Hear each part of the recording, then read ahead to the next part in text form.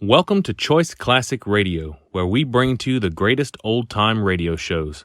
Like us on Facebook, subscribe to us on YouTube, and thank you for donating at choiceclassicradio.com. The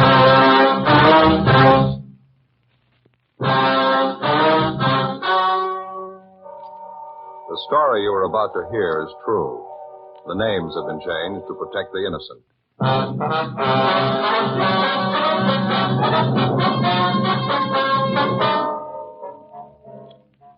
You're a detective sergeant. You're assigned to narcotics detail. You're in the middle of a drive to break up a $100,000 narcotics ring. You apprehend two of the lesser gang members. You still haven't reached the big operation. You still haven't found their store of heroin. Your job? Get them.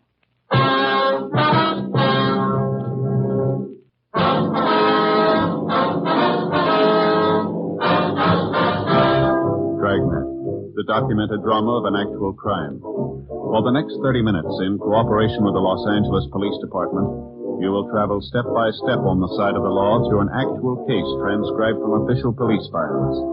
From beginning to end, from crime to punishment, Dragnet is the story of your police force in action.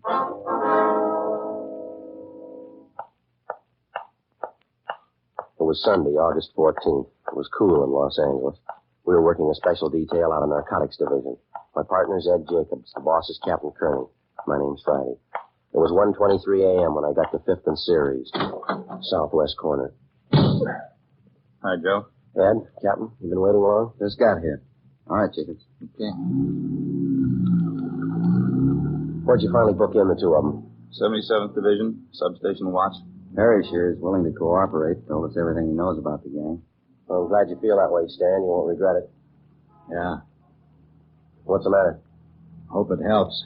If Red and the other guys find out about it, it's going to be rough. You're not going to find out from us. We're heading out for East Hollywood, Joe. Apartment house out there. Perry says that's where Red makes his pickups. What about does that, Stan? I don't know the address. I know the neighborhood, though. I'll recognize the place when I see it. How you feel now, Stan? Any better? No, lousy. Sure could use a fix about now. Sorry, Perry. Can't help you there. How you going to handle this thing, Captain? I mean, picking up Stan and Max Higby. You figure we can keep it quiet?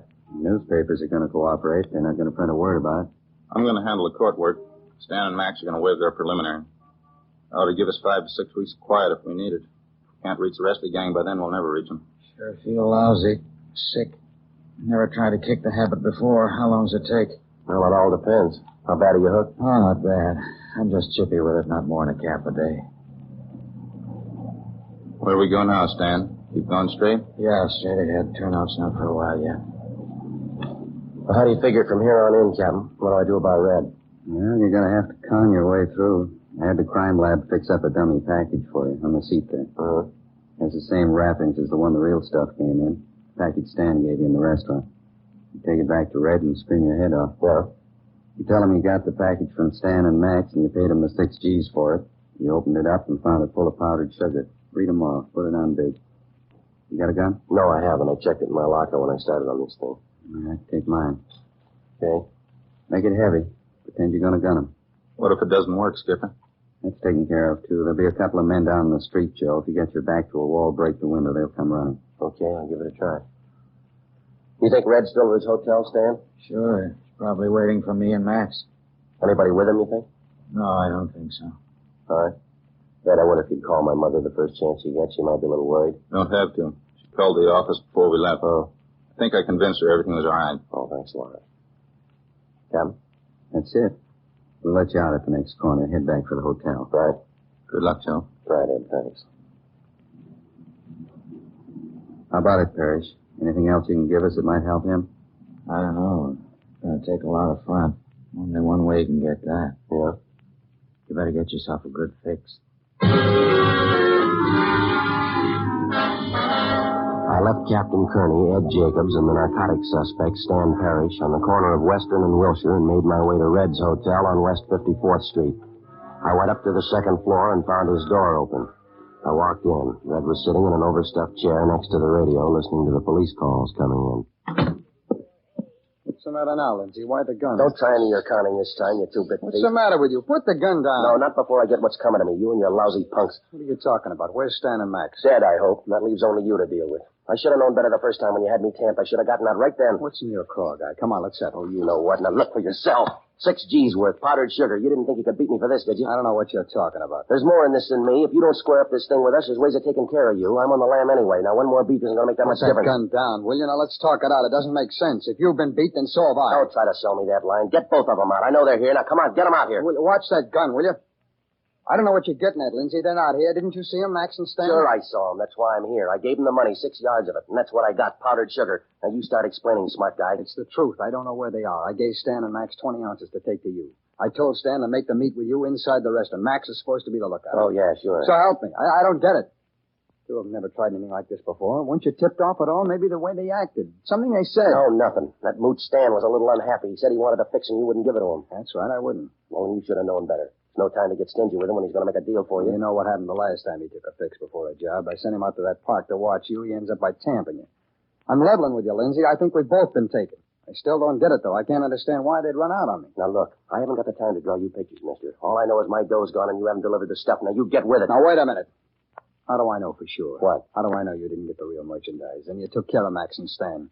How do I know you didn't build a frame? Oh, sure. That's why I'm back here. I got 20 ounces free and I want another 20. I met those mooches of yours and took care of them all by myself. Now, that makes a lot of sense, doesn't it? Mm-hmm. Now, get off it, Red. You're not going to poor mouth me out of this. I paid my 6 G's and I want the merchandise. Full 20 ounces and I want it right now. You're crazy. I can't do that. You have to give me time. We don't keep this stuff here. It isn't mine in the first place. What are you handing me? It isn't. I'm just a middleman, that's all. You'll have to give me time. Maybe we can work out something for you. You bet you're going to work out something for me. You got my 6 G's. Why'd you try and big shot me in the first All place? right, calm down, huh? Trying to make me believe you were the big man. You ought to get wise to yourself, Red. Why should I deal with a middleman? I can probably buy the junk cheaper from your boss. Now, where's he? You couldn't buy it at 2 G's an ounce. He wouldn't sell it to you. I handle all this stuff. I'm the only one he works through. What makes you so special? You can't even handle a 20-ounce deal and keep it straight. Now, stay cool, will you? Give me 24 hours. What am I supposed to be doing in the meantime? Same thing I'll be doing, worrying about getting that stuff back. Why try and cover it up? Your mooches ran out on you. Maybe. I want to make sure I'll get the word out. Yeah? I'll find out what happened. Before I left Red, we set up a meet for the following night in his hotel room at 7 p.m. Then I left, went downtown to an all-night drugstore, and put in calls to Captain Kearney and my partner, Ed Jacobs. I briefed them on what had happened with Red, and the captain set it up for the three of us to meet early that morning and plan the next move. The meeting point was down off Gallardo Street, alongside the Santa Fe train yards. Joe, over here. Hi, Ed. Captain. Hi. A little late. Anything happen? Well, I did some doubling back. Wanted to make sure I wasn't followed. Things worked out with Red, huh? No trouble? Well, not so far, no. I think he went for my story. He said he's going to do some checking around, though. Try to find out what happened to Stan and Max. Yeah, I halfway figured that. That story you told him, I thought if Red bought that, you'd be in. He didn't buy it that far. I guess it made an impression waving the gun at him, but he still has some doubts. What else can you do to get yourself in solid? You tried about it, everything, Joe. I've been kicking around an idea. It might work for you. I don't know. Yeah? Put on a phony shakedown for him. Might give you a chance to show him how tough you're supposed to be. What do you think? Well, maybe. Ought to help out if we stage it right. When's your next meet with Red? 7 o'clock tonight, his hotel. Room 231, that it? Yeah, that's right. How do you want to work it? Well, I'll get a couple of men from Metro Division, have them in uniform. We better have them work in a radio car. Mm-hmm. You're going to have a good reason for him breaking in on you. How about a 415, Skipper? Joe could go up to the room, pick an argument with Red, and make noise, a lot of loud talking. Yeah, that sounds okay. All right. Both of the men in the radio car will be thoroughly briefed. You'll know what to do Friday. You're out to sell yourself. Act as tough as you think you have to. All right, I'll give it a try. Play it up to the hilt. You give Red the least idea the shakedown's are phony, and we're washed up. Yeah. Phone me at the office as soon as you can, the inside line. We'll be waiting for the call. Right. And just one more thing. Yeah? How about that apartment house Stan was going to show you last night? The place where Red's supposed to pick up the junk?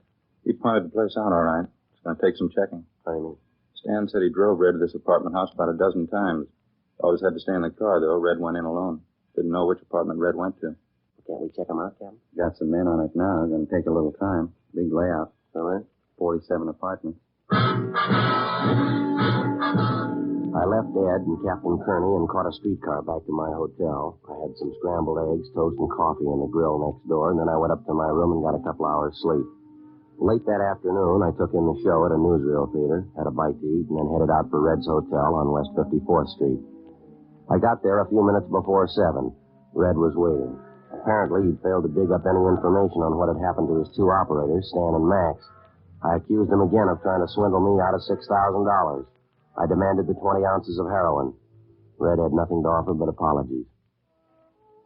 All right. Relax, will you? Take it easy. I'll work out something. Take it easy, nothing. You do enough of that for the both of us. You sit there and listen to that radio. Why don't you get out and hustle up those two mooches of yours and get my dough back? All right. You don't have to scream. I said I'd work something out. All right, then start working. Get it.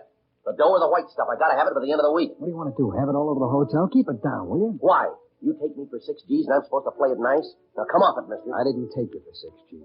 Those two mules did, and you own them. Either you square this up or everybody in the business is going to know about this. What's got into you anyway? You've been boozing it up today? Don't you worry about me. I'll take care of my end.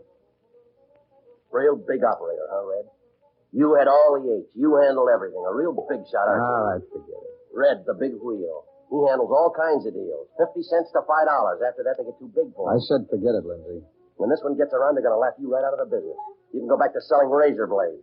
And knock that radio off. I'm sick of hearing that. You gotta quiet down. You think you're ready to handle it, do you? I told you I'd try and work out something for you. Now, playing tough's gonna get you nothing. You ought to know that. What's it? What's it sound like? Yeah, who is it? Police officers, open up. What is this? What do you got me? Shut up, will you? Take it easy. Can't tell. Guess what? All right, open up. Well, I'm getting out of here. I'm not going through any shakedown. Out of your mind? Hold it. I didn't mean to keep you waiting. Come on in, officer. What's all the noise about up here? Nothing. We're just having a friendly argument, that's all. Can I see your identification? Sure. You, stay put. Yeah? Harry, better shake him down. Yeah, right. All right, back against the wall. Okay. Come on, hands behind your head. Keep them All right, grab the other one. All right, good. Both of them. there. You crazy fool. Now what do we do? You don't have to worry about the other one. He's out cold. Take the gun off this one here. I'll get his handcuffs. Why'd you have to do it? Why'd you have to start I something? told you I can't afford a shakedown. You ought to know that. Better give it up, both of you. You're not going to get away with it. Shut up, will you? You won't go far. Come on, Red. Help me drag him over here.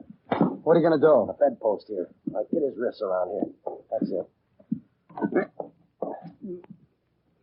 That'll hold him. Lindsay, you're out of your mind. What do we do with him now? Don't worry about that. How's his partner? Nothing doing. He's still out. All right, now, cop, let's have it. What's the idea of the shakedown? Where we pick you up again, you'll get the idea. Now, come on, let's have it. Why don't you lay off? It's not going to get us out of this. For a big dealer, you got a lot of chicken in you. Now, look, cop, give. Why the shakedown? You're wasting your time. Maybe I can change your mind. Lindsay, you're crazy. Put that gun away. Now, come on, cop, talk. Who gave you the Put tip-off? the gun away, will you? It's only going to get us in deeper. I want some answers. These fellas didn't come along by accident. There had to be a tip-off. How do you know? You were talking up a storm in here, making a lot of noise. Somebody in the hotel could have complained. Come on, get out of And here. leave the two of them behind to identify us? That ain't going to work. It's got to. What else can we do? We can kill them. You're out of your mind. I can kill them right now. You'll do it alone, Lindsay. I'm getting out. We still got business to do. I'm not looking for a murder rap. Now, come on, give it up. Let's get out of As here. soon as we leave, we're going to have to start running. I won't be good for more than a day in this town. What do I do about my deal? Come on, we can talk about it later. Come on. We can talk right now. You handed me the stall long enough. I got 24 hours left. I want it settled. Okay, I'll talk to the big man. I promise you. I want to have a meet with him. I don't know. Now, you listen. That $6,000 buy was a drop in the bucket. I want to buy more. If the big guy's ready, so am I. You got the money? I got it. Cash. Now, how about the meet? How about it, Red? Okay, I'll set it up. Red got his things together, and we took the rear fire escape that led down to a service alley behind the hotel. Before the two of us separated, we agreed that Red would call me at my hotel at 10 o'clock the following morning. I wasn't altogether sure, but it seemed as though the act I'd put on at the phony shakedown had impressed Red quite a bit. Before I went back to my hotel, I called Ed Jacobs and Captain Kearney and briefed them on the developments. At 10 o'clock the next morning, I was waiting by the phone in my hotel room. At 10:15, Red called. I talked to the big man this morning. I told him what you wanted. Yeah? What's the answer? It's going to be a fast deal, cash and carry. Well, I'm ready. Is he? I think so. Took a lot of talking. All right. What about the meet? Pick you up at your hotel. I'll take you to it. When? 8 o'clock tonight.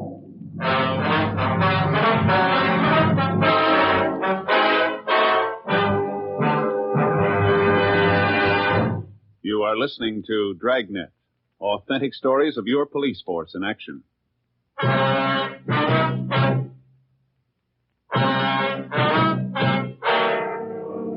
Tuesday, August 16th, 10:33 a.m. As soon as I got word from Red about the meet he'd set up for me with the big man, I called Captain Kearney on the inside line and briefed him on the way things stood. He said he'd have 3 teams of men ready to tail me and cover the meet. They'd work alternately in 3-way radio cars in order to reduce the risk of discovery to the minimum.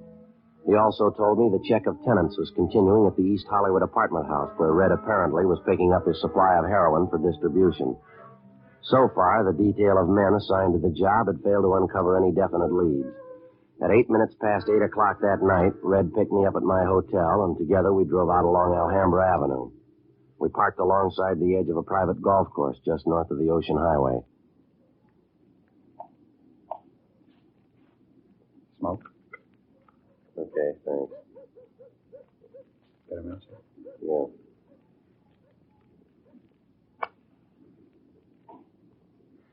Thanks. Well, what about it? We've been here 15 minutes already. A lot of time. Deals like this, the boss doesn't like to hurry things. Yeah, well, maybe he ought to get with it. Relax, will you?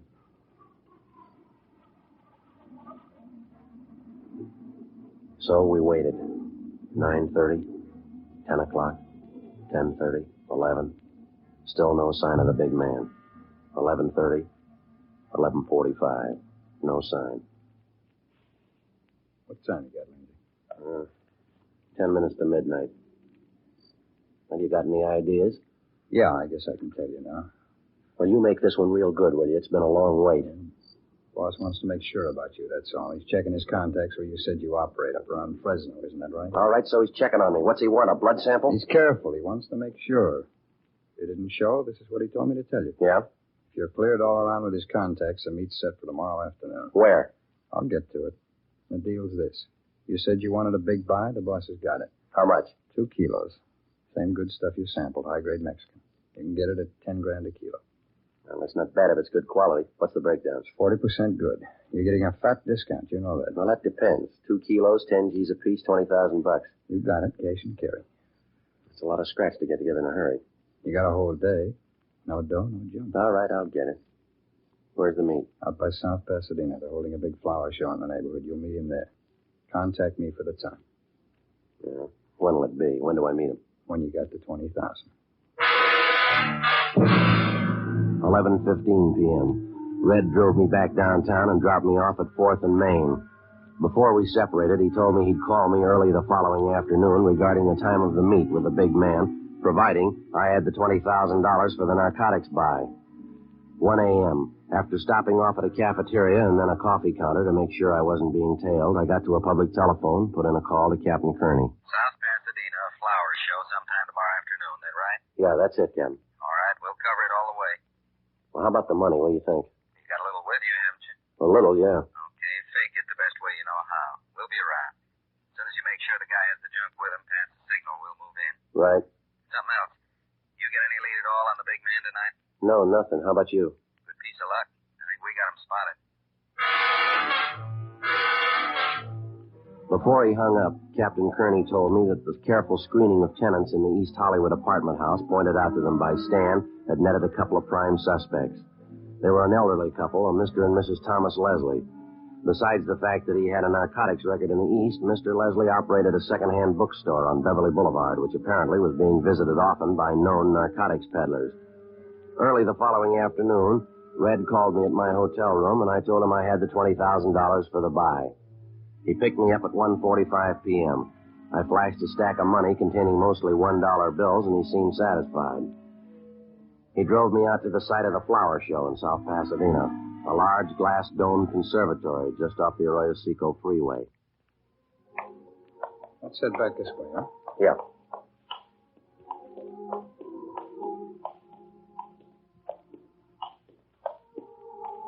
Sure nice flowers, huh? Just beautiful.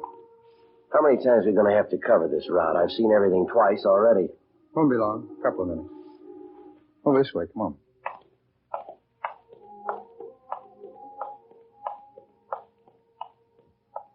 Yeah, they're sure pretty.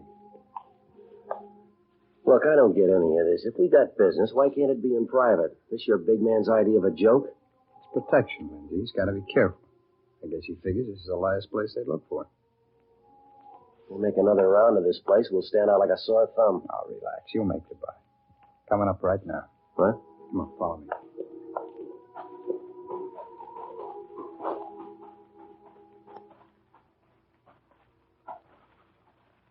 Tom, what do you say? Oh, hi, Red. What do you think of my gladiola entries? Those up there. When you say they're beauties? Yeah, they're real great, Tom. Took me 3.5 years to get blooms like that. South African species, you know, the Chilsea type. Raised them right in a little greenhouse back of our place. Right? You see, the scarlets and the whites, those are mine. Yeah. Oh, Tom, I'd like to have you meet that friend of mine. Lindsay, this is Tom. All right. How do you do? What do you think of my entries? Raised every one of them from seeds, Lindsay. They take a lot of care. Yeah, they're all right. Plenty of care. Especially those, the South African type. They take a good, stiff, sandy loam, quality fertilizer, just the right kind of heat and water. Takes a lot of work. Proud of them. Yeah. Look, I haven't got too much time to spend. Maybe we better talk outside, huh? Yes, that takes quite a lot of work. Beautiful blooms. You have all the money with you? All of it. You got 2 kilos? That's correct. You can go out the side way. Hey, Red, you follow behind. Keep an eye open. Right, Tom. This way.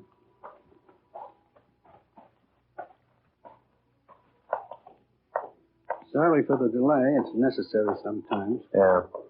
You came out with Red. You double-checked you weren't followed. I double-checked. I've been doing business longer than Red. Maybe we can make it a permanent tie. Out here.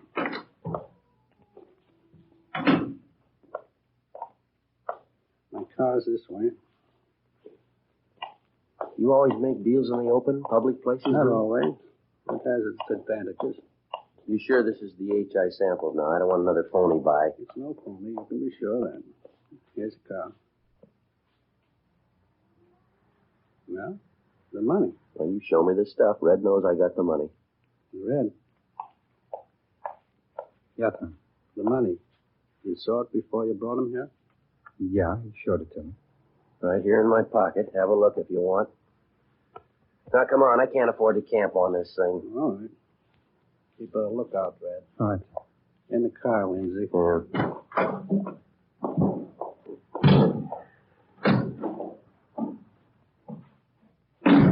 There. Under the dashboard here. I always find that's the best place. You have a car, of course. I'll go back with Red. All right. There you are. 2 kilos. Now the money. What about breaking the package? How do I know it's not more powdered sugar? Of course it's not. Wait a minute. What is this? Those men coming up to the car. Take it easy, mister. Oh, I'm getting out of here. Let go. Come here. Let go. No. All right, Joe, I got him. Hold him, Ed. I'll shake him down. We got the other one. Red. No trouble. Good. Okay, he's clean. Red. Stupid Red. I should have known. Joe, good work. Stuff all day? Yeah, 2 kilos. Want us to take him back in our car, Skipper? All right. We'll take in the other one. Meet you at the parking lot gate. We'll follow you in. Right. All right, mister. This way. Look, let me ask you a favor. Won't take a minute. Yeah? Let me call my wife.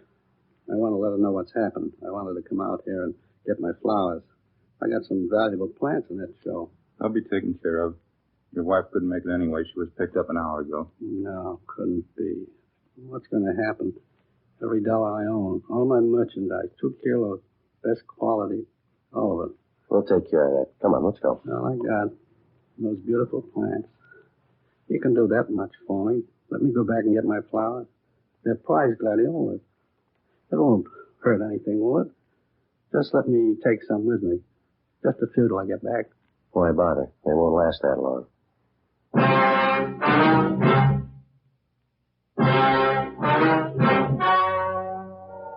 The story you have just heard was true. The names were changed to protect the innocent. On December 4th, trial was held in Superior Court, Department 84, City and County of Los Angeles, State of California. In a moment, the results of that trial.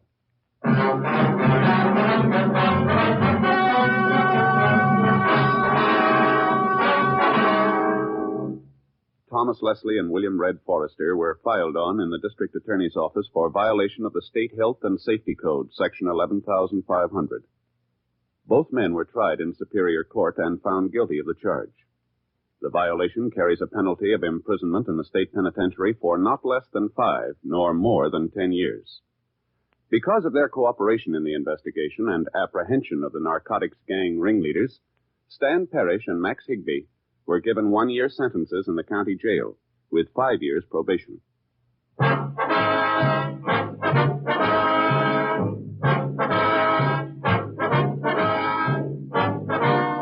You have just heard Dragnet, a series of authentic cases from official files.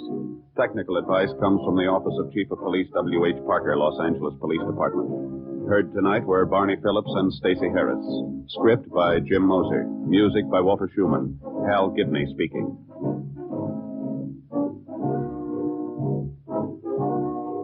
Fatima Cigarettes, best of all king-size cigarettes, has brought you Dragnet, transcribed from Los Angeles.